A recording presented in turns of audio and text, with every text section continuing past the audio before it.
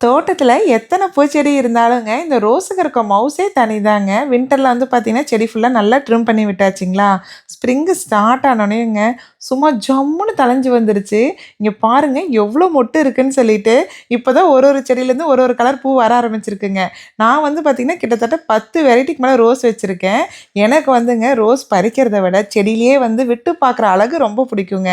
அதுவும் பீக் சம்மர்லாம் வந்துருச்சுன்னு வச்சுக்கோங்களேன், செடி ஃபுல்லா பூ மட்டும் தாங்க இருக்கும். அங்க இலையே சுத்தமா கண்டுபிடிக்க முடியாத அளவுக்கு அவ்வளோ அழகா இருக்கும். நான் பிளான்ட் கேர்ன்னு பார்த்தீங்கன்னா, ஒண்ணுமே பண்றது இல்லைங்க. ஏதோ ஒரு பிராண்ட்ல காம்போஸ்ட் வாங்கிங்க ஸ்ப்ரிங் டைம்லயே போட்டுட்டு, அதுக்கு மேல Miracle Gro plant food shake and feed இருக்கு இல்லைங்களா? அது போட்டுருவேங்க. அது மட்டும் போட்டாவே போதும்.